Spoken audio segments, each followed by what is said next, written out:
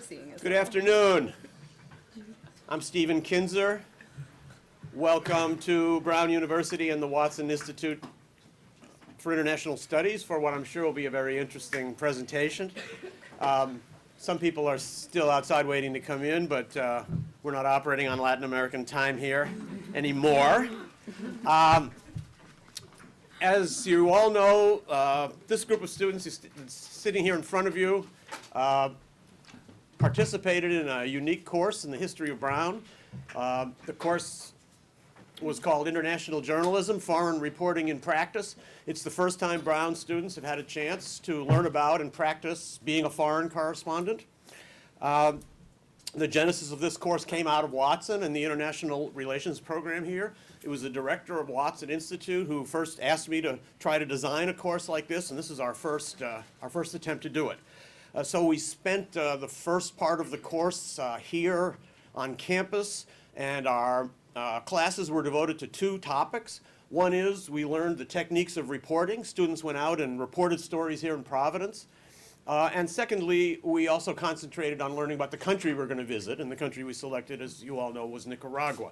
So that was the focus of the work that we did before we left. When we got to Nicaragua, each student set out to report a story. All of these stories had been prepared in advance. It was part of the course that you have to fix your story, figure out what you're going to write about, figure out who you need to call, where you want to go. We only had 1 week in Nicaragua, so this wasn't enough to start from the beginning. The stories had to be partly underway and conceptualized before we left. So I'm going to ask each of these students to speak briefly about the course and the story that they reported. The reporting aspect of this course was very important. It's not just an academic course, it's a course where the students had a chance to practice the skills that we were learning in class. This really was a collaborative effort. The GELT program was the principal sponsor, and we're very grateful to them, and Christine and Sonia and Diana, the people at GELT, were very, very helpful to us. Without them, this wouldn't have materialized. As I said, the support of the Watson Institute and the International Relations program was absolutely crucial, so I thank Dr. Elliott and the others who encouraged this project from the beginning. It's a new course. This was something original. It's not always easy to get these things started, but I had a tremendous amount of support, and this was really a team effort. But this group you're looking at right here really is your team. This was my team, this was Brown's team, this is the Watson Institute's team. This team represented you in Nicaragua, and they did a great job. This is a real winning team, and you're going to be very impressed with the work that they did. Very proud of them. You can't really see the results of their work because the stories they worked on have not yet been published. They will be rolling out on the Global Post website over the coming weeks. So I urge those of you who are interested to continue to follow that. Of course, we'll be promoting them on our own websites here at Brown and Watson. As a substitute for you actually being able to read the stories, I'm going to ask each student to make a little presentation and explain a little bit about the course and a little bit about what he or she did to choose a story and to report it once we were in Nicaragua. A couple of the students will have to leave early for classes, so I'm going to ask them to begin. Does that mean you, Emily? Yes. Woo. All right. All right, so my name's Emily. I'm a junior and a health and human biology concentrator.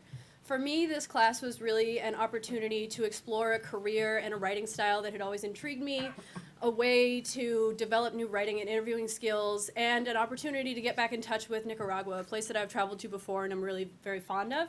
So it was just a really exciting opportunity, especially as the first class to enter in this program, and I really hope that other students in future years get to go back to Latin America or wherever else the course will take them, and so I wish everybody good luck who wants to do it in future years. I chose to write about the quesillo, which is a lighter topic in relation to a lot of the other students, and it's one of Nicaragua's most unusual and puzzling foods for people who haven't encountered it in the past. It's a relatively simple dish made of a corn tortilla, a soft white cheese, pickled onions, and cream.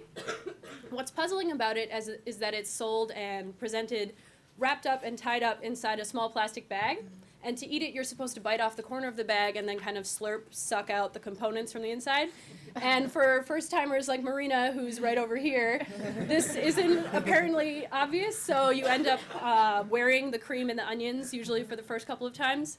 So as you might imagine, the quesillo isn't very popular among tourists, and a lot of the quesillo vendors, like Hubert here, who I talked to, they say tourists come by once, they try it on their way to Volcano Boarding or something, but then they never really come back. And the brunt of the vast majority of the business for quesillo vendors comes from Nicaraguans themselves. It is a national favorite dish, which I wasn't really aware of before taking this trip and deciding on this story. It's one that originated over 100 years ago and was mainly a dish that was sold to railway passengers on the old railway that ran from Managua north into the Department of León. And now, in place of the railroad, there's a highway, and along that highway is where some of the most famous quesillo vendors are today. Two towns along that highway, La Paz Centro and Nagarote, have particularly strong ties to the dish. They are so fond of it that they've built statues to it, like this one in Nagarote that's seen here. They write poems about it and sing songs to it. So it's really much more of a bigger deal than you'd think a food that is sold in a plastic bag might be. And so this identity of the quesillo as both a popular food but more of a cultural icon for Nicaraguans became the focus of my story. To report it, I spoke to a lot of quesillo vendors, which are called quesilleras, and some of those I spoke to are particularly famous in the country. They have stands that have been there for decades, and they are said to be some of the original ones in the country. Some of those I talked to, like Hubert, who you saw earlier, isn't particularly famous. He owns a roadside stand that doesn't have much critical acclaim. I spoke to tourists who were trying their quesillo for the first time, and to regular Nicaraguans who come to a particular restaurant day after day and can kind of recount the history of the dish for the past 100 years. But no matter who I was talking to, it became evident pretty soon that, as one person told me, there isn't anyone in Nicaragua who doesn't care about the quesillo. And as part of this reporting process, I also got to see and participate in some places, how the quesillo is made from start to finish. So I got to watch milk curdle into cheese, which is about as fun as watching paint dry. And I also got to help flatten the cheese into these tortilla-shaped circles. This is the cheese, not the tortilla, which is then placed inside the tortilla. I got to assemble the ingredients and hand them to a customer at one place, which was really fun because everyone was laughing as my hand shook, and it took me like 8 times longer than everyone else. So I really got to participate in the process, which was really fun and informative as well. And Tom took a lot of these beautiful pictures here, which helped to capture the process, which is really more of a cherished tradition than it is just a recipe, which was really, really great to see. So the last couple of days on the trip, I spent writing and editing my article with classmates and Professor Kinzer. So that was a totally new process for me as someone who doesn't have any previous journalism experience. It was very exciting, very novel. I was expected to kind of become an expert in this topic in a very short period of time, but still felt that I had this wealth of information that I then had to distill and kind of refine into something that was fun, shareable, and coherent. So it definitely took some tries and some rehashings to be able to do that. But the final product, which is almost done and hopefully going to be up and running on Global Post soon, is something that I think the class can be proud of and that I'm certainly proud of. So it was a wonderful experience to be a part of this class, and thank you all for coming to hear about it today. Thank you again to everyone who made this trip possible, and big thank you to Professor Kinzer, who brought all these projects to life.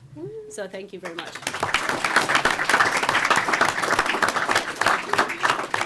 Thanks for that 5-minute presentation. The next 5-minute presentation will be by, is it you, Eli? Who is it? I don't know. Just do the click. All right, hey guys. So, let's see, how do I start? So when I first heard about this class, I was especially excited because my parents are actually from Nicaragua. And I thought, gee whiz, like, what is the chance that, like, in the 4 years that I'm here at Brown, a class will be taught specifically on the country that my parents came from, and that I've traveled to in the past as well. So in the past, my parents have taken me back to Nicaragua, and I hadn't been for 4 years. So the last time was a little bit before I started college, and I was kind of freaking out, just trying to, find myself in relation to my parents' past and my future, and trying to figure out whether or not I was more of a tourist or more of somebody returning home. So this experience was kind of a revelation for me. I'm still trying to figure out how I feel about myself as a Nicaraguan American and what I can do when I go back. But this class taught me that Nicaragua has so much to tell. And so I tried to find something that was a little bit out of the norm or eccentric, because I'd traveled back so many times and have been so accustomed to various cultures, especially the folkloric music. And I'm especially interested in music. So I found this kind of niche scene that's growing in Nicaragua, and it's all based on hip-hop and hip-hop culture. So the way that I found it actually was through a Facebook group, which is a huge deal in Nicaragua.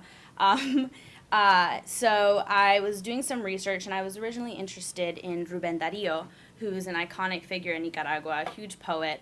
But then I was thinking, you know, maybe I should look into youth culture and see what they're doing creatively. And I found this group called Escena B-Boy in Nicaragua, which was started by this young man who had been practicing for about 13 years at this point. And the scene was very, very, very small. There's only about 20 groups in all of Nicaragua, and yet somehow they all know of each other, which I thought was something important. And a huge reason was because of this group that was started, just a Facebook group. So Mauricio Sandino started collecting all these groups and reaching out to them. One's from Bluefields, one main one that I did my research on, which was in León, in the city of León. And I also found something else that was really interesting too. So along with this breakdancing culture, there was also a little bit of graffiti and rapping. And one group that specifically spoke out to me was this female duo named Majo and Mafe, which are these two ladies right here. And they actually practice a lot of graffiti and hip hop. And in a country where, you know, machismo is so huge, I just thought this was, like, really cool. So I went on and did a little bit more research. And since we were in León, I did a lot of the focus on the León group, which was called the Style Boy Crew.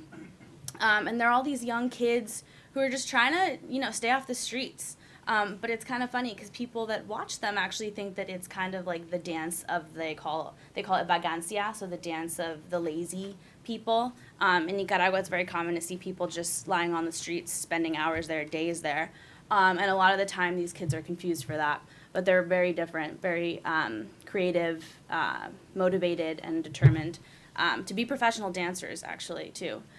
So in the Central Park, which was about maybe 2 or 3 minutes away from where we were staying, there was this gazebo in the corner of the park. Nobody really paid attention to it. And I discovered that it was just this burgeoning scene of hip-hop in this little gazebo. Every night, these kids come out and they practice. And it's so funny because the backdrop is so, it's so historic. You see this, you know, rustic kind of looking church.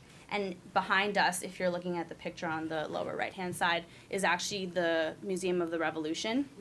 And then you have this really cool group doing all these great things, including a lot of graffiti. And if you even look at the upper left-hand side, there's this mural, this historical mural that says, "For freedom, we've fought and we swear to defend it." And it's just like this historical icon surrounded by this like new art form in León. And so this is the group. They were really great. The one all the way on the left is actually the youngest. Caletin. And these groups actually they compete nationally. So I think that's the one thing I forgot to mention is that the organization actually creates this hip-hop competition that invites other participants from other countries called Nica Killed the Beat. And they actually make a good amount of money off of it. Hip-hop has become hugely commercialized, which is, I think, a reason why it's made it so far, as to come from kind of like an activist background in the Bronx all the way to Nicaragua. So these kids make also really good money from competing and winning a lot of the time.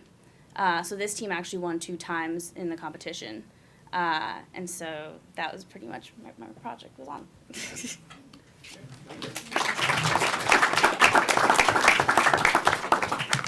Próximo para 5 minutos. Can you guys just click the next one when you're done? Yeah.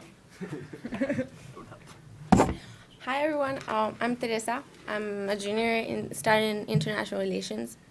So I'm going to tell you a little bit about what I did and then what the trip meant to me. So when I thought of Nicaragua, or when I think of Central America in general, I just think of fruits and abundance of fruits, and before going to Nicaragua, I just pictured myself sipping papaya juice all day. So it is true that we see a lot of street vendors selling fruits, watermelon, papayas on the street, but we don't really think if these fruits are available to everyone. And they actually are not. So before going, I did a little bit of research on food security, and by food security, I mean access to safe and healthy food for everyone. I did a little bit of research on the topic, and I found actually that undernutrition in Nicaragua is at 20%, and a lot of children are malnourished. The problem is not so much because of the access to food, but because people consume foods that are not nutritious. And for example, they eat a lot of fried food, fried plantains, fried corn tortillas, fried cheese, and they're not really used to consuming vegetables, but more like rice, starches, and beans. So I found an organization online called Sostenica, which is so these are the bad foods that Nicaraguans consume. I found this organization online called Sostenica, which is the Sustainable Development Fund for Nicaragua, and they have a project called Sos Productivo, which creates family gardens in rural communities. So what they look is for farmers who have lands and who initially produced cash crops like wheat or corn with chemical fertilizers. And what they try to do is make them shift from this cash crop production with chemicals into a more sustainable natural production of vegetables and fruits with natural fertilizers. So what they do is that they create educational platforms and they transfer technology to these farmers. They teach them how to produce organic fertilizer with plant waste, food waste, and manure. They teach them how to create a better soil, they teach them how to do soil amendment, and by that I mean how to make it like better, how can the soil contain better water? Sorry, I don't know if you understand. And then they also teach them how to control the pests, all in organic ways. And the thing is that a lot of farmers are not used to these practices. They're used to using chemicals because Nicaragua, and especially in this region, the farmers there are used to producing cotton and corn with really bad products, and they do not want to shift away from these established ways. So I focused on sustainable agriculture and how this could make a difference in farmers' lives, how it could diversify their diet, and how it could get them to consume healthier foods. And I went to Nicaragua with the preconceived condition that the problem why undernutrition was relatively high in Nicaragua was because of the government, that the government was not paying enough attention to small producers, and they were not given enough resources for them to consume better foods. But that was actually wrong. The government is actually very involved in promoting sustainable agriculture in the country, but the problem is that although it is involved, it doesn't have the institutional stability or financial resources to cover the entire country. For example, they do promote sustainable practices in agriculture, and they give farmers technical assistance, but for 200 or 300 farmers, there is only one technician, one agriculture engineer that visits small producers every month. So I thought, I went there with that thought of like writing an article about how the government was bad, but what really shocked me, what really surprised me is that the problem in Nicaragua is more profound than that. There's a lack of education and motivation of the farmers who do not want to engage in this cultural shift of producing healthier foods. And it's not only about giving them the resources to produce organic food, but about changing their diet, because they're used to producing beans and rice, and that's what they like to eat. They do not like to eat fruits or vegetables, even though they can plant mango seeds on their patio and it will grow, and you don't have to put chemical fertilizers or water. It'll just grow because of the soil. So that was my project. These are the farms I worked with. And then I also wanted to talk about a little what this class meant to me. It was a really enriching and fulfilling experience for different reasons. And being a foreign, or like acting as a foreign reporter in Nicaragua, really made me step out of my comfort zone and experience facets of Nicaraguan life that I would have never known otherwise, or if I was in a recreational trip. I, for example, rode a motorcycle in the middle of nowhere in rural Nicaragua, an hour away from the city where I was staying, and I was exposed to many non-conventional experiences. I ate iguana soup for the first time with Mariela in an indigenous community. I ate hen soup, and I also, every time I was visiting, so I was working with this organization, and they would bring me to rural communities to visit the farmers, and every time I would visit someone, they would give me something to eat. And as a result of that, I didn't feel like a stranger anymore, and that's what I really liked about this trip. When you go to Nicaragua, you immediately feel like locals know that you're not from there because of your accent, because of the way you talk, because of the way you dress, because of the color of your skin. But meeting these farmers and building such close relationships with them and having really deep and sincere conversations about their life struggles made me feel like I was belonging there. That was not a stranger anymore, and it really made me feel at home, although I was abroad. So just to finish, last words. And then another reason I really liked the course was because as I concentrated in international relations, I study behavioral patterns and interactions between different institutions, governments, civil society, and not private organizations. And one thing is to study that. One thing is to study poverty and inequality, and another thing is to go there and really experience it very closely. So yes, thank you.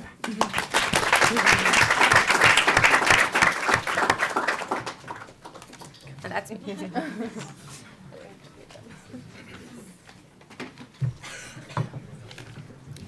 Hi everyone, my name's Tomas. I'm a junior concentrating in international relations. And to build off of what Teresa said, I just want to say I think this trip really had a deep impact on each and every one of us. And I think we all had many experiences where we felt that we had completely integrated into the society. On many occasions, people said to me, "Is this your first time to Nicaragua? Where are you from?" I would tell them, I'm Argentinian American. Tell them my background. They say, "Well, I hope you know that Nicaragua will always be your second home." And that's after like a 10-minute conversation with these people. So that just kind of goes to show how open the Nicaraguan people are and how amazing the experience was for each and every one of us. I guess I came into the week thinking of writing about two things: volcano tourism, which is this trend in the region, and this huge canal project. I don't know if you've heard about it. It's being built in southern Nicaragua. It's been very politicized and very controversial. So I came into the week with these two ideas, and I came out with 3 different products. So it was a very variable week. The first one was, you can see here is a group of us standing with the man in the center, Sergio Ramirez. On our first full day, we went to his house. He's the former vice president of Nicaragua, and he's one of the biggest literary figures to come out of the country in the last century.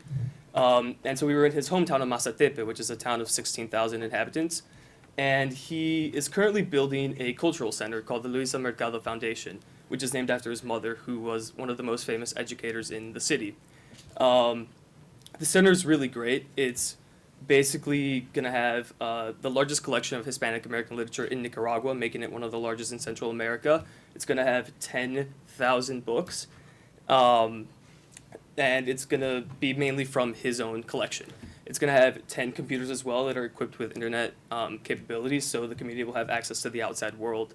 The foundation has already existed for a decade, but it's been run out of his home, his childhood home. So now he's building its sort of its own home, its own center, which you can see here. It's going to have a 70-person seating auditorium, a cafe, a bunch of library spaces. So it's going to have a huge impact on a very small community, which is really cool. So it's definitely going to change the way that Mazatepe's citizens interact with the rest of the world and the rest of Nicaragua. Here are some pictures of the construction. It's actually set to open in June, so it's almost done. It doesn't look like it. So my second story, like I said, was going to be about volcano tourism. Nicaragua is known as the land of volcanoes and lakes. And this is a picture of Cerro Negro, which is a volcano about an hour outside of the city of León, which is where we were for the vast majority of the week. So what happens in León is a lot of the tourists who come are backpackers, and they only come to go down the volcano. So there's this phenomenon called volcano boarding, where you hike up the volcano. It's like an hour-long trek, really beautiful. And then you kind of like put on these orange jumpsuits and these like goggles, which 6 of us did, and you just like hurtle down the volcano on a board. It's really fun. You go like 50 kilometers per hour, but it's like kind of scary and a cool experience. But the sad thing is most people who come to Leon come to do this and then they just leave. And they don't really realize that Leon has so much more to offer. So Leon, this is a picture of the hostel where all the people stay. It's pretty American. So yeah, people just kind of like stay there. It's kind of this haven and they don't interact with the people of the community. But Leon has so much more to offer. For example, it has the largest cathedral in Central America. As you can see, like the outside, the facade is a little dirty, but the roof is completely white because they just repainted it. You can go up there, take your shoes off, and walk around the entire thing, which is completely like stunning. So the city is trying to revamp its infrastructure and its attractions so they can attract more high-end and high-spending tourists. It's also the home of the revolution, which happened in 1979 in Nicaragua. So as you can see, this is actually a revolutionary who started fighting in the war when he was 13 years old. And it seems like he never really left the war. He's still at the Museum of the Revolution, which was mentioned earlier. He's standing in front of a phrase basically that says "death to the invaders," which is pretty intense because, you know, they saw the Americans as the invading force and they want to kick them out. But now this museum has become entirely dependent on foreigners to sustain itself and to sustain the economy of the city. So it's like a very interesting tension. What's sad about it is that the city has so much history, but there's really not much that they're doing. As you can see, the building is just kind of like run down. It's a huge historical site, but they don't really put money into renovating it or like making sure that it shows what its role was in the revolution. So my second story was basically about tourism and how Leon is kind of in this twilight zone of attracting backpackers who the citizens don't really like, but depending on them because they're not really in a place where they can attract the other high-end spenders in terms of tourism. And my final story was about press censorship. So like I said, I wanted to write about the Grand Canal that's being built, but that turned out to be kind of difficult because it's being covered by everyone.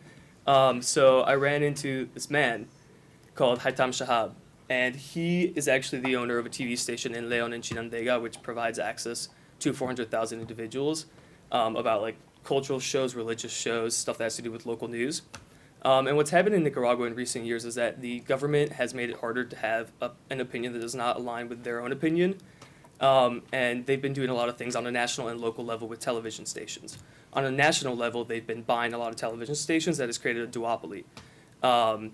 One of the major owners is Ortega, the president, and his family. So his sons are a lot of the owners of national television stations. But on a local level, what they do is they intimidate people and they intimidate owners. So Haitam Shahab has received many threats from government officials. They've told him that if he doesn't shut down his channel, they're going to hurt his family, they're going to hurt him, they're going to kill him, they're going to make him disappear. And usually most local TV station owners would just kind of succumb to the pressure and close down their TV station. But Haitam did not. He would go on the air and he would say, look, I got a phone call from this number, so-and-so said they would do this to me, and if this happens, like, you know where to go. So he would use his audience as insurance to make sure that the government can't do anything against him. Obviously, the government doesn't like that. So on January 26th, they shut him down under false premises. You know, they made excuses up saying he didn't pay a fee, which he had 2 more days to pay. They said he overextended his reach into Managua, which Haitam claims is not true. A week after they shut him down, they approached him asking him to sell the TV station to them so that they could just kind of like make sure the conflict kind of fizzled out and no one would know about it. Of course, Haitam refused. So now Haitam is filing a civil rights lawsuit against the government. It's in front of the tribunal currently, and the Supreme Court will decide whether or not they will hear it. And Haitam basically claims that the government not only violated his rights to due process, to freedom of expression, and freedom from arbitrary seizure, but also they're violating the rights of 400,000 Chinandegans and Leonesans who now do not have access to any local news channels because he was the only local news provider in the region. So Haitam's case is basically at the forefront of political dissidence right now in the region, and it's going to go in front of the Supreme Court, but we'll see what happens because the government is not quite the least corrupt, so who knows. But yeah, that was basically my week. Thank you.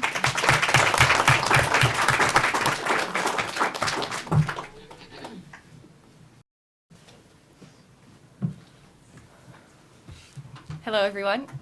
First of all, I wanted to thank Watson and Professor Kinzer for this opportunity.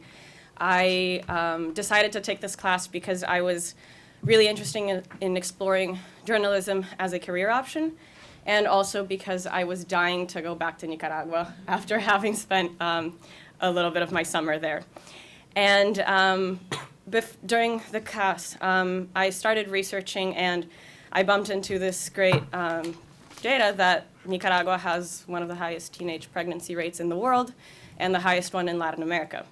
And that was something that, to me, while I was still researching here, struck me as something political. And when I went to Nicaragua, I went with this sort of one lead onto this organization that was doing some educational programs where they would train teens as to become these mentors who would then go off in rural and the outskirts of León to teach other teens about self-esteem and about self-esteem. And also the last session of this workshop, of this week-long workshop, was on sexual and reproductive health. And that was kind of one of the few access points that teens had to learn about reproductive health and pregnancy prevention. And so when I got to León, I started off with this lead and tried to discover a little bit more about this program.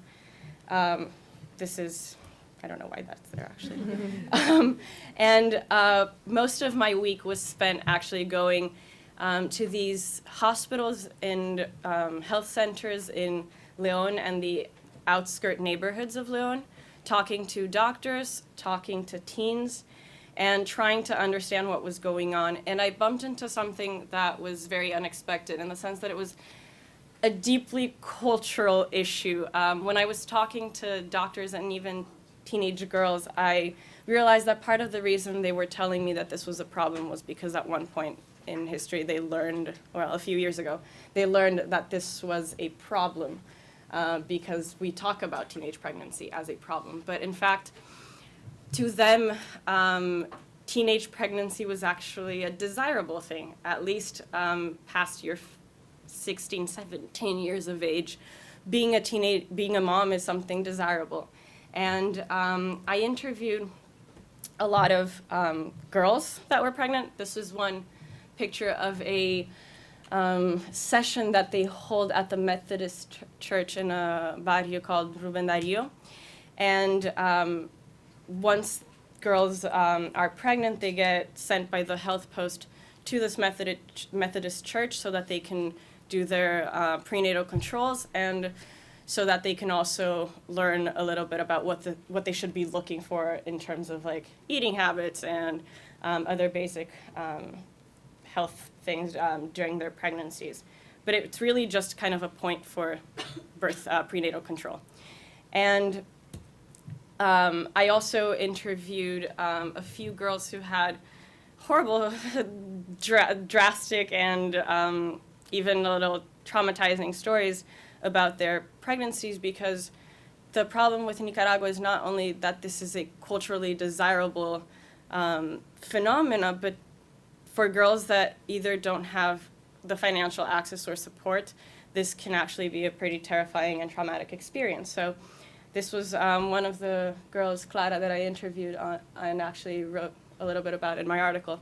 And she was abandoned when she was young, and she had never heard about contraception before. And she got pregnant when she was 15, and now she's 20, and she's pregnant again. And she was abused, and she was also a victim of domestic violence. And she, her experience kind of just really captured to me the consequences of what not having sexual education in school can mean. And this is something that is rooted, of course, in politics. I am a political scientist at Brown, and this to me was also very intriguing, but the church has such a strong grip of politics in Nicaragua that they cannot talk about contraception in school. So they teach, when they do have sex ed in school, they teach abstinence. And the maximum that they will tell kids is that they have, that these diseases exist, and so they'll talk about like HPV and other things, but they will never make the link in the biology classes about how these diseases can become very real and how you can get infected and how you can prevent infection. So education is lacking, and at Health Post there's also kind of this taboo. Girls don't want to go and seek this information because they are afraid of people finding out that they're sexually active at such a young age. So girls like Clara ended up not knowing about contraception, got pregnant, tried to abort, et cetera, and to me that was really capturing the negative consequences of this dearth in education and access. And I'll just run you through a few pictures. Like this is one of the mentors at the program, at the Empower organization so she's 14, Mercedes, and this program has definitely had an impact in her life. This is another picture of 3 women. The mother is the one to the right. She had the first child when she was 15, and then the other one when she was about 18. Here are a few more pictures, and this is a 19-year-old with a baby. So to me, this experience, I like to say that I kind of felt like I lived 3 weeks in one, because I was running around and through these ranges of emotions. So it was a really enriching experience, and I am still processing kind of a few of the things that I had to hear when I was doing this research. But it was definitely just such a great experience to come out of this understanding that it wasn't about what I was being taught at Brown about how I should look into teenage pregnancy, and I filter this through this perspective of this being a social problem that causes a lot of other issues like maternal mortality, et cetera, but also that there was this genuine true side of it, which was that people really wanted to become mothers at 20, and if they didn't become mothers at 20, people would look at them as this outcast, abandoned woman with no prospects for life, and that to me was just kind of really what I got to feel and learn, and I could only have learned this being there and talking to so many people. So this was an amazing experience, and I'm so thankful for having and being a part of this team.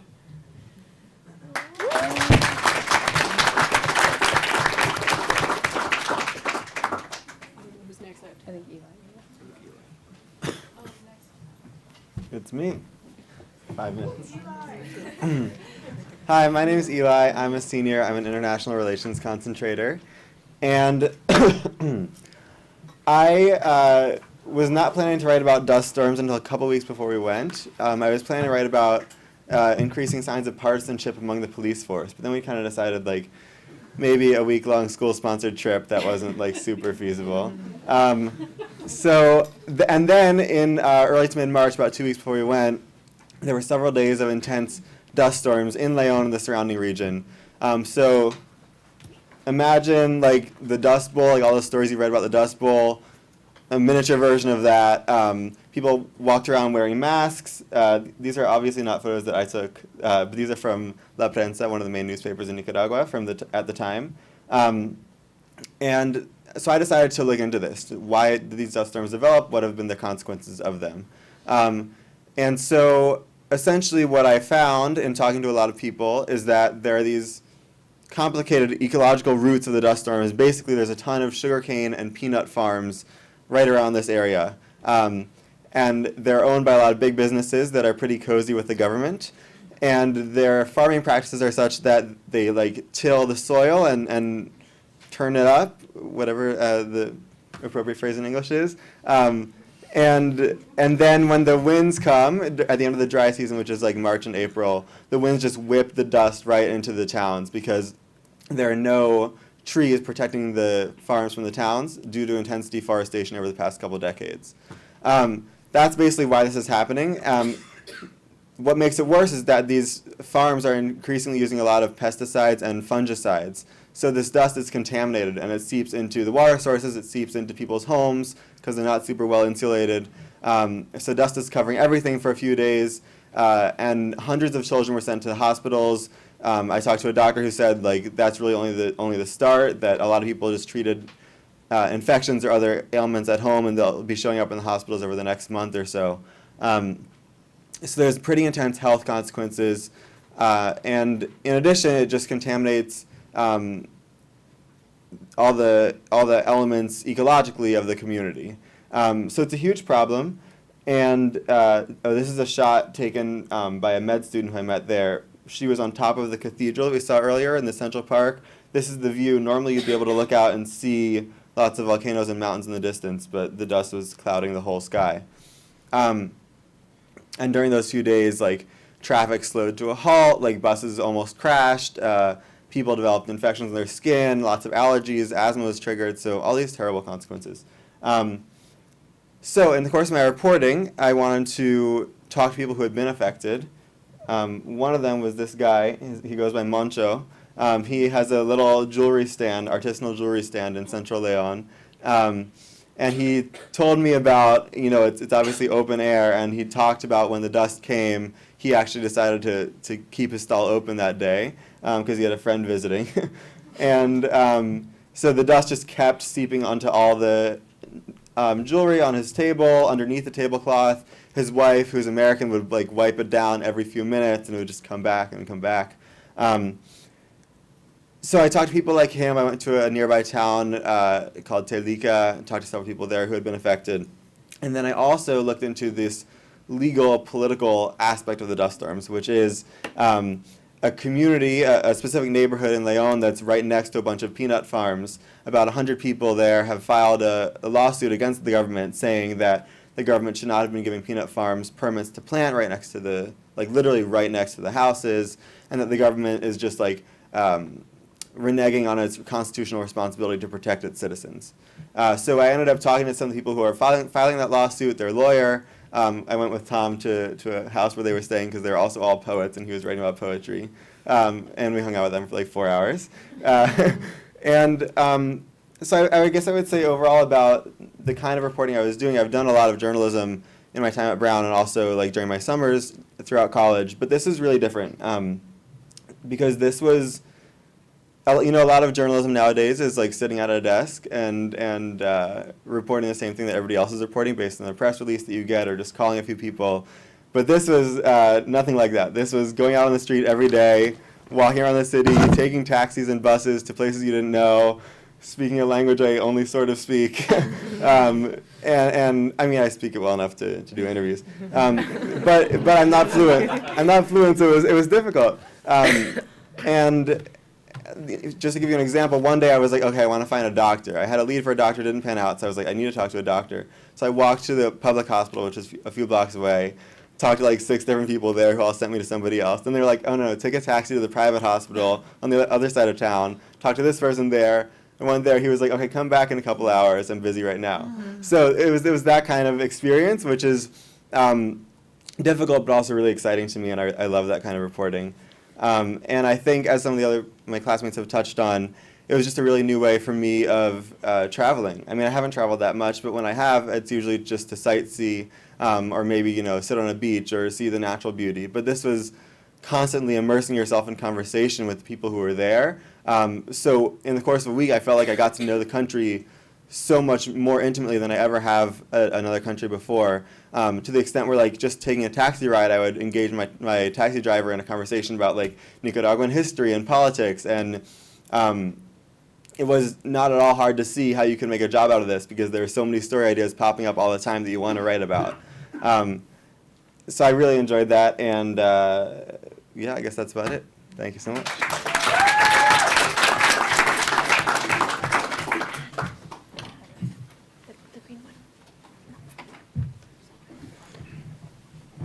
Hi guys, I'm Mariella. I'm a junior and I concentrate in econ. And when I started, I applied for this class while I was in Spain for a semester abroad with Tomas actually.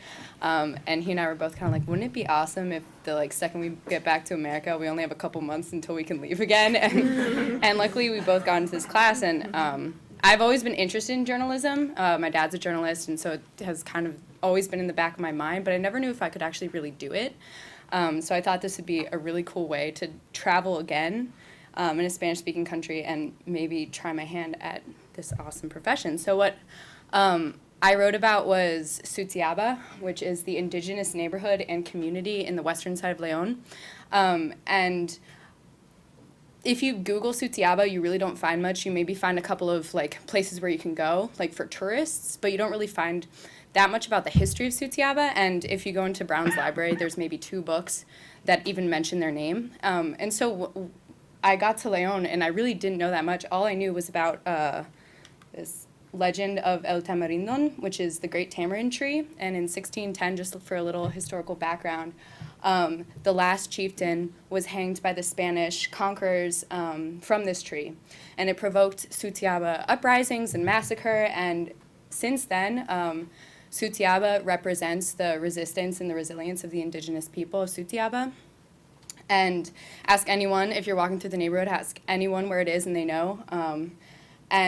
And so that's really all I came into this knowing. And but the fact that I even knew about El Tamarindon was really exciting for the people that I talked to, because they're not used to like someone like me like coming in and actually knowing anything about them.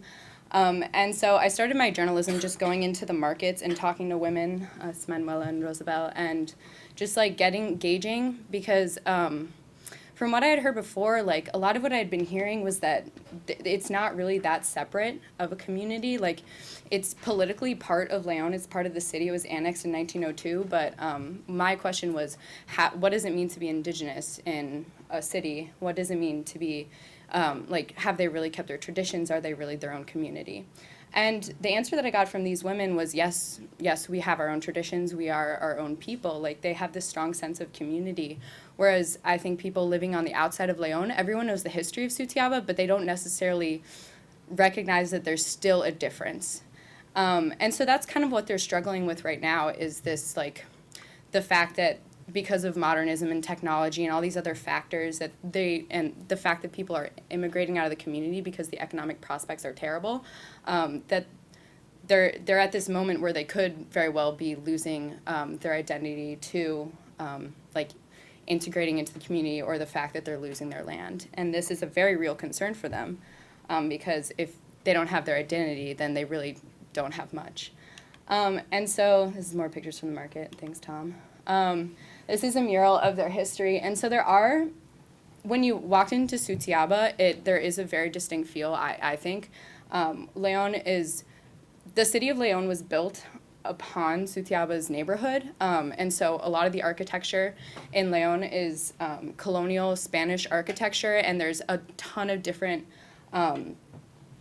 churches and institutions, but in Sutiaba they only have one church. It's the church that they've had forever.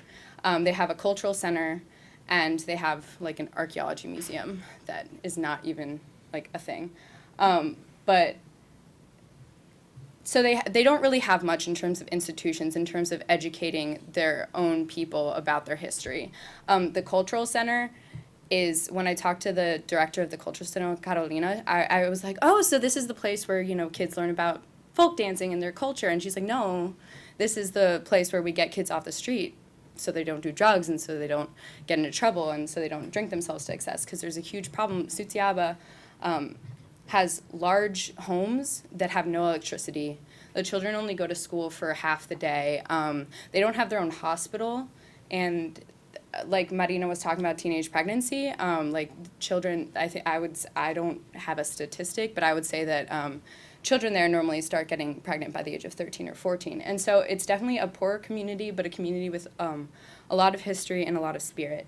And I spent a couple hours in the community, like, see their bathrooms are outside, and this woman makes tortillas all day. She gets up at 2 a.m. every day. So I spent a lot of time talking to people in the community. I talked to like this farmer, Teresa, and I made iguana soup with him, which was really good. And we spent 4 hours, and there you can really see the generational difference. Part of the fact that they're losing their identity is that the youth just don't really care. And so I talked to this farmer for a long time, Pedro Berbis, and he told me that a lot of that has to do with the fact that so much of indigenous identity is wrapped up in the land that they have, because that's mainly their one asset. And but young people don't really want to work the fields. It's hard work. They're not interested. And so they don't have this connection to the land that they once did. And you can see that, like, in his own family. He, when I came in saying, hey, I'm really interested in learning about Sutiaba, he sat me down and talked to me for a long time about their history of his people. And when I talked to his son, who's 30 years old, his son is a car mechanic, and he wanted to talk to me about, like, what are dog kennels in the United States, because he thought that was a crazy concept. And then you look at his son, who's 10, his son wants to be a doctor. His son, like, did not mention anything about Sutiaba. And so there's definitely this generational difference. I also talked to, this is Marina Maradiaga. She is a member of the Council of Elders in Sutiaba, and she also shares this fear that they're losing their identity. And a lot of that is rooted in this lack of education. They don't teach Indigenous heritage or history in the schools, in any of the schools in Sutiaba, and there's no real institution to learn. And that's the problem they're facing. And I think a lot of what we said is about Nicaraguan people in general and how they're so willing to talk to you. I walked into her foundation, and just to say hi and to, like, maybe get an interview, and she talked to me for 4 hours, like, about anything, and all the people, like, she was like, come back, like, please visit. And I came back the next day, and they remembered who I was, and I started my week in the market, ended my week in the market, and they all remembered who I was, who I was. And everyone's just very open to talking to you, especially in a community where maybe their story doesn't get told as often as the grand history of Nicaragua's, like, revolution gets told. Like, they were so willing to tell me about their history. And in terms of, like, learning how to be a journalist, it was really exciting. And I think the biggest thing that I learned was in the editing process when Professor Kinzer just told me that, like, people don't, like, in telling this story, you have to really edit down and maybe kill a couple of the lines that you love. And so I didn't really get to write about their political structure, which was unfortunate. But it was a great experience, and I'm so lucky to have the team that I went with and the experience that I did.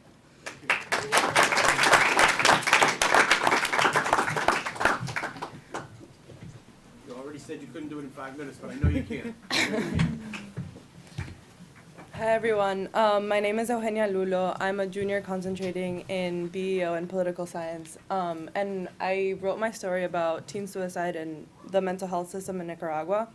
Nicaragua has the highest rates of teen suicide in Latin America, and a really not well-developed mental health system in general. So I started my reporting by focusing on one specific school, in which a 13-year-old girl had committed suicide 2 months ago. So I went to the school and I spoke to the director and the school counselor and a few of the girls' classmates. And I ended up staying for a therapy session that the counselor had already scheduled with an 18-year-old girl at the school. This was the first time this girl was speaking to the counselor, and she had been referred to the counselor because she had really dark hair that she dyed and wore in front of her face, and had really dark black eyeliner. So in Latin America, this is very weird behavior, so it was strange, and she needed to speak to the counselor.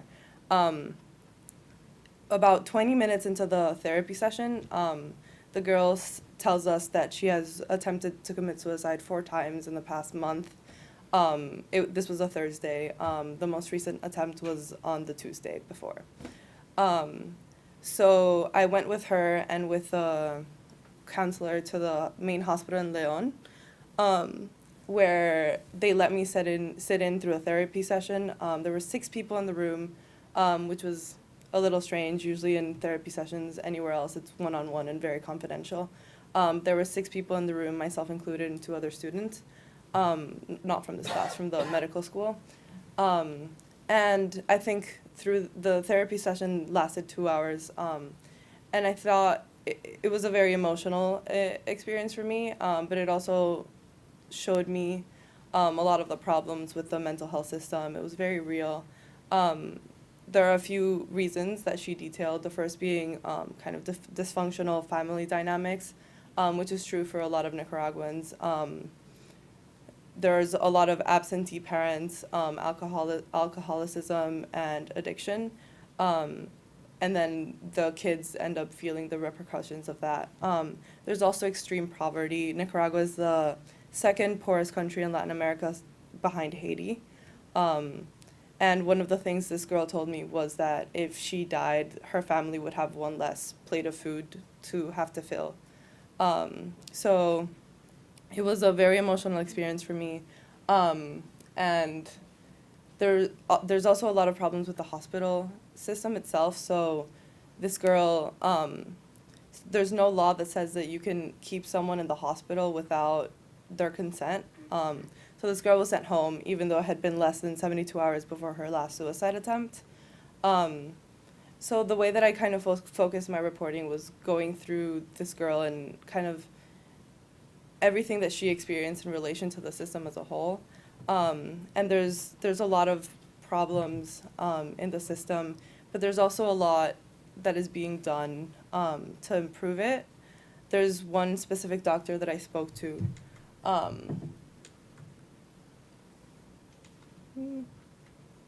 Oops, yeah. I don't know what I'm doing. There's one specific doctor that I spoke to who is doing a lot of research on the kind of systematic problems with the suicide attempts. And they do get On the top right, present. Okay. This was the school that I went to. And they do get some support from the government in these efforts. But a lot of it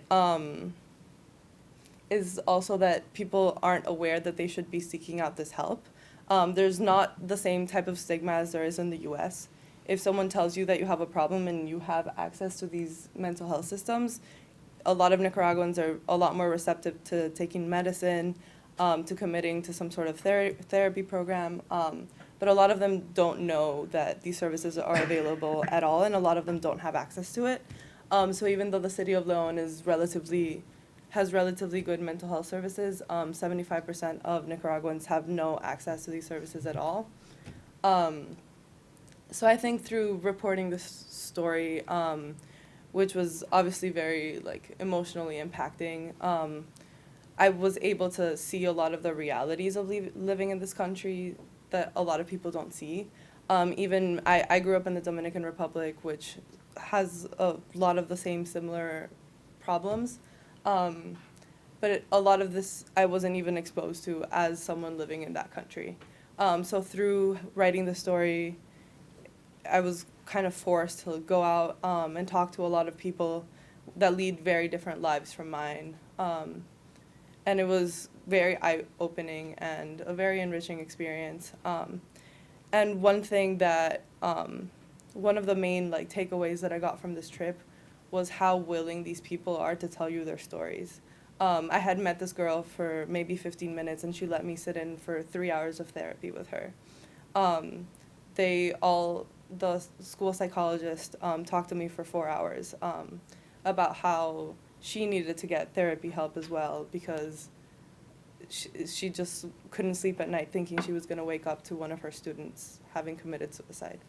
A lot of them are, and I think a lot of you guys experience this as well, how open everyone is to telling their stories and how badly they want their stories to get out there, which was one of the reasons why I think this class really helped me in deciding that I do want to pursue a career in journalism and attempt to help people tell these stories that a lot of people outside don't really have access to hearing them. So.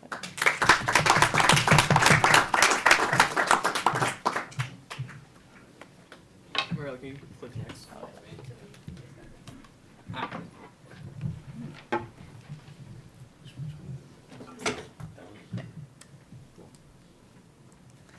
Hey everybody, I'm Tom. I'm a senior concentrator in Latin American Studies, and if you don't know me, or if you do know me, I do a lot of photography, and I really love photography, and so I got an email from a friend about this class, and I was like, oh, there's no way that I'm not trying to take this class. So I sent an email, and I was like, oh my God, please, Professor Kinzer, let me take this class. I want to go to Latin America and take photos and do all this fun stuff, and he was like, yeah, you got it, cool. So super psyched when I got in this class, and I was sitting around the room with all these other really, really amazing students, and they had all these amazing ideas about pregnancy and suicide and, you know, education. I was like, what the hell am I going to write about when I go for this week? And Professor Kinzer floated us the idea to write about poetry and write about this guy, Ruben Dario, who I knew nothing about before this class started. And so I looked him up and I realized this guy is super important.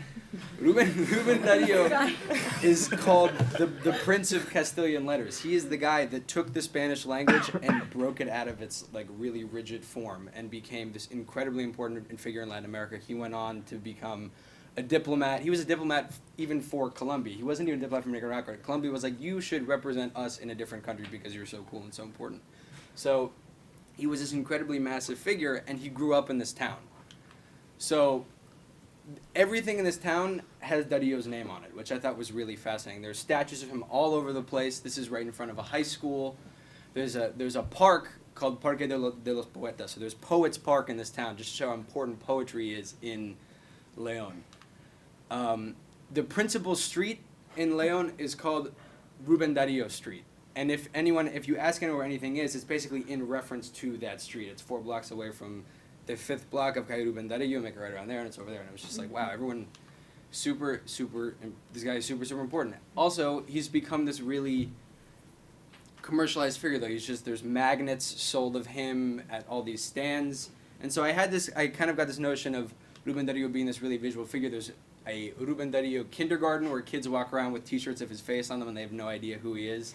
I asked the kid, I was like, do you know anything about Ruben Dario? He was like, I don't really know. It was cute. It was cute. And I was like, all right, this is fun. This is fun. He's super, super important. There's the Ruben Dario Museum, where high school kids have to go and essentially get yelled at by tour guides to fill out sheets and really just like automatically consume all this information about Ruben Dario. Ruben Dario was buried in the cathedral, and there's a life-size marble lion on top of his tomb sitting on a shield with his name on it.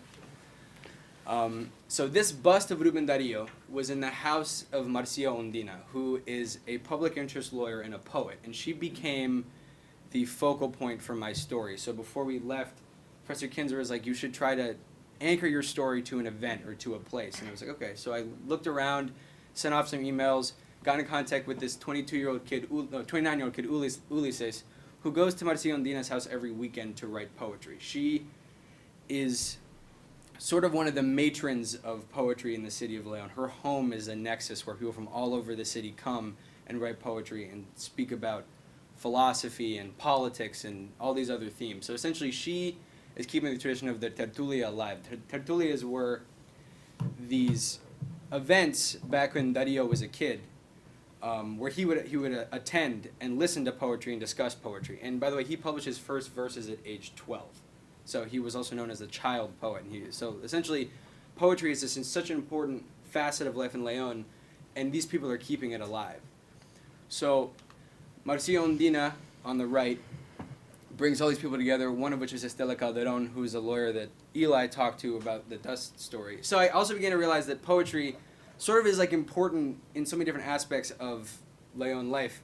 Emily's story about Quesillo, people write poetry about Quesillo. You know, everything sort of connects to poetry in this town, which really blew my mind. And it was like, for me, really important to write this story because it's kind of such a fat slice of life in León. So this is the group. This is the group, El Mercado. They publish a literary magazine. Jose Luis works with Marcia. He's sort of her assistant. The third guy over is a psychologist.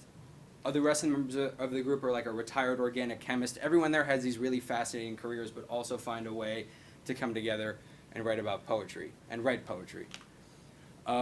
So the last thing that I wish I had written a story on, because poetry is so big that everyone is a poet. Like, there's a saying that, you know, we have more poets here than we know what to do with. And Tomas said, like, Nicaragua is a country of, lakes and volcanoes, and someone else told me it's a country of lakes, volcanoes, and poets, so it's just so incredibly important here. There's one guy in the town who I wish I got to write about, and everyone was saying, you know, they could write so many stories over the course of the week. I could have written 12 stories about poetry if I had the time. There was one guy, Poeta Nunez, who I really, really, really wanted to write about. He used to live in the Santiago Arguello Museum, which was reappropriated by the government. So he lived in this museum that was also named after a poet. The government took over. They kicked him out. He tried to burn the museum down with himself inside of it because he didn't want the museum, the library, he didn't want the library to disappear. This guy is probably in his 80s and is now homeless in Leon and sort of wanders the streets just reciting poetry all day. You can go up to him and say, like, hey, Poeta Nunez, like, give me a verse of Darío. And he's like, all right, I'm just going to throw it out there. And he walks around in a suit and tie. And it is so hot in Nicaragua. No one wears shorts in Nicaragua. No men wear shorts. And this guy wears a suit and tie every day and carries around a knapsack. So I kind of just wandered around, and I went to a bar, and I asked someone, I was like, do you know Poeta Nunez? And he was like, I love Poeta Nunez. You're kidding me? And he just is like, he's like the coolest guy. And I just went to another person. Every person I asked knew who this guy was because he's such an important figure in the town of Leon. And he just goes by Poeta Nunez because everybody is a poet, and the term poet is even a greeting in Leon. You can say, hey, poet, how you doing? What's going on, poet? So that guy would have been the perfect guy to write about because he would have been like the center of poetry in Leon. He doesn't even write poetry, but he just has this encyclopedia knowledge of poetry in Leon. And he's like this most celebrated figure. And so I went to the restaurant that he goes to every week, every day. He goes to every day to eat lunch. And of course, there's a verse of Ruben Darío on the wall celebrating Leon. And I go in and I ask the waiter, I was like, hey, is Poeta Nunez here? He was like, you just missed him. He walked out like 5 minutes ago. So I run out of the restaurant trying to like ask somebody if they seen him. And if someone was like, oh yeah, I love him. I was like, yeah, I know you love him, but you know where he is? Like, oh no, sorry, I don't know where he is today. And I was like, you gotta be kidding me. So another source I had who was leading an event at the Ruben Darío Museum said, Poeta Nunez is gonna come tomorrow to this talk. We're gonna give him an award, like an honorary award, because he's such an important figure in this town. And I was like, oh, this is great. This guy's gonna be here. I can write this story. So I go to the event, and it's like, you know, only all these really old people in Nicaragua that just like love poetry because like all the kids don't really care about it that much. And I go up to the organizer, I'm like, hey, is Poeta Nunez here? And he's like, you know what? He didn't make it. He's been so drunk the past couple of days, we couldn't get him to come to the event. And I was like, just so heartbroken, and I'm so upset because that's what my story was going to be. But the funny thing about him being like that is people still celebrate him for it. He's sort of carrying on the spirit of Ruben Darío today, who was also an immensely prolific alcoholic and poet. But yeah, for me that was just really fascinating to like engage with all these different people who love poetry and like wander around this town all day and get invited into people's homes. Everybody was saying like they had such profound relationships. I spent 2 days in the home of Marcia Ondina, and the second day they, played guitar and showed me art and read me poetry and fed me, and it was just incredibly amazing to like experience this facet of society that everybody loves and adores for an entire week. Like that's an experience I would have never had if I hadn't read a book of Ruben Darío on the plane and hadn't just like spent a lot of time there thinking about how to shape the story and who to talk to. And it was like an incredible privilege to photograph a lot of people's stories. I kind of got to dip into a lot of different baskets over the week. I got to go to the quesillo spot and like sit basically in this oven and photograph people making tortillas and just like buckets of sweat pouring out of me. And then on the way home I got to stop at a poet's house and have him explain to me the importance of poetry over wine in his like vineyard. And it was just like incredibly amazing that all these people had so much to offer about poetry, and it was just like I wouldn't be able to do it without this class, without Professor Kinzer, and that's pretty much all I got to say. All right.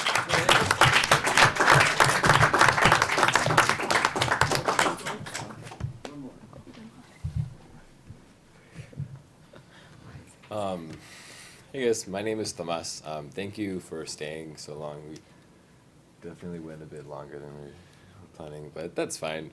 Yeah, because this is mine is very interesting, so I'm glad you guys stayed. So I'm a senior in development studies. I'm from California, and I actually did not get into this class when I first applied last fall. And then the very first day of the semester in January, I get a call from some number that I didn't know. It was like, hi, is this Tomas? I'm like, yeah, this is he. He's like, cool, this is Stephen Kinzer. Do you want to take my class? I was like, he was like, cool, awesome, that is a yes. Like, I'll see you at 3 o'clock in the Watson. I was like, oh, okay, yeah, I'll be there. cool. Apparently someone dropped out or got sick or something, and I'm really glad. That means I was able to be in this class and have this really great experience. And I was able to do things like observe the celestial spirit and soul of Nicaragua all week. That's not what I did. I was actually also able to male model at the top of a volcano before going down at 58 kilometers per hour. That was also the record for the day. That's not also what I did. That's what I did. But the real focus of my work was on intellectual and developmental disabilities in Nicaragua. I have 2 younger sisters. I'm fortunate enough to have 2 younger like heroes in my life. I have a 13-year-old sister, or 14 now, who is, just one of the most amazing people that I know. She also has mild Down syndrome. So growing up, I was always very connected, personally, emotionally, with the special needs community in California. Some of the people who have influenced me the most are people who have autism, Down syndrome, cerebral palsy, any sorts of these disabilities. And as a senior in development studies, I am also working on a capstone project focused on intellectual and developmental disability policy in the US, but also a few other countries. So that's kind of what I think about, that's what I do. This is a recent decision that I made, but I'm probably going to be working with and for and by this community for the rest of my life. So it was an honor to be able to go and spend a week in Nicaragua, seeing what is going on there, just hearing stories and entering people's lives. I think it was really great to have the opportunity to learn, but I was also really grateful to be able to give a voice to a community that has not been able to really articulate itself in many ways. As recently as 15 years ago, many individuals with different disabilities in Nicaragua were literally kept caged for their entire lives in the basements of people's homes, in like spare houses and spare rooms. And thankfully, that's not the case anymore, and there is greater acceptance of these people in the larger community, but there's still a long way to go. And I was really fortunate enough to be able to meet up with some of the people who are at the forefront of making all of this happen, primarily really incredible, motivated, driven, and determined women. In Nicaragua, it's estimated that around 70% of families of children with intellectual or developmental disabilities are single-parent households. More often than not, single-mother households. So there are only about like 30% of kids who actually have both parents. That means that the women who take care of these children and of their families have to work incredibly hard. Because all of a sudden they have to support financially not only themselves, but also another human being who does incur, who will certainly incur very high medical costs. So these women work incredibly hard, but they have been able to support amazing people like this young man, Andres, who is about 18. He's a student at the Nicaragua School of the Deaf, which is a school founded and funded mostly by it's kind of random, the Omaha Rotary Club. There's a professor of social work there. Her name is Ann Coyne, who just has a really wonderful relationship with the community of Leon, and she was able to provide some support to create a school that has very small class sizes and that has a lot of support for students who are deaf, but also students with different intellectual and developmental disabilities, which does not exist in most other places. So, yeah, they were able to create spaces for young men who's 18, like Andres, to be able to develop a voice for himself through his art, which was really great. And there was another young man who was, when I was there, he was working on this painting of a volcano that kind of bled into the sky. And when I asked him what the volcano's name was, or what the painting's title was, he said it was El Volcán del Cielo. It's like the volcano of the sky, and it was just like this beautiful. The woman who was his teacher was like, yeah, he's the next Ruben Darío. So it was, everything is connected. And yeah, so this is the class of amazing amazing students. I was able to visit about 3 times. I went 3 different afternoons. Just the first time was to ask questions, the second time was to follow up, and the third time was just to say thank you and just to spend time with the young men. I was asked to, at the end of one day, to lead an exercise, and it was this moment of like being in this like little courtyard with these really great young men, like leading them in like a Tai Chi exercise, and they were like, yeah, it was great. It was so much fun, and I was able to also really get to know the woman on the left, Gladys Flores. She is one of the most amazing people I've ever met. That's her on the right, with her mother on the left and her 3 children in the middle. Her oldest is the young woman whose name is Hayes. This is a really bizarre name. Who is a 26-year-old woman with cerebral palsy. She lives not in a cage, and she lives at home with her mother and her grandmother and her siblings. And on the last day that I was in Leon, Gladys invited me to her house. She was like, hey, I would love for you to meet my daughter.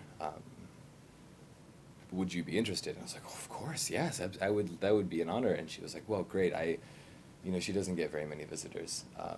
And as soon as I walked into their house, it was like a small, it was actually in Sutiaba, the indigenous community that Maria was covering. And it was like this small cinder block, like square, that had no electricity, had a corrugated tin roof. They cooked using a fire outside, and as soon as there was like a dirt floor, and as soon as I walked in, Hazel was there, and she like lit up, and her grandmother was immediately like came over and gave me this big hug, and she was like, oh my gosh, like thank you for lighting up my granddaughter's face. I don't get to see her like this as much as I would like. And I just spent the day at their house, like cooked with them, and just got to hear all of their stories.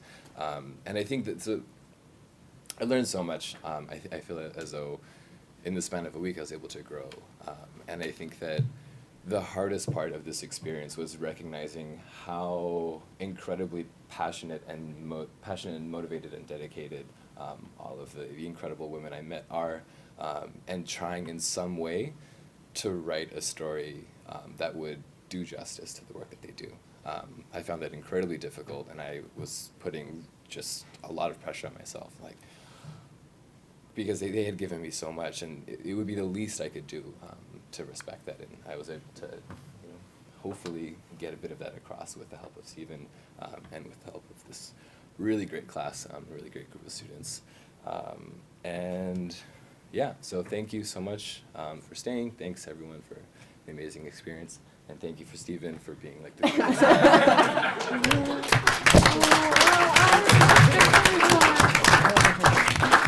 For the hardy that stayed, you can see I teach my students that the job of journalists is to be the voice for those that don't have a voice. Don't be repeating stuff that's coming over the wire services. Create your own country. Go out and immerse yourself in it. And I think you saw that the students really succeeded in doing that. So I'm very proud of them.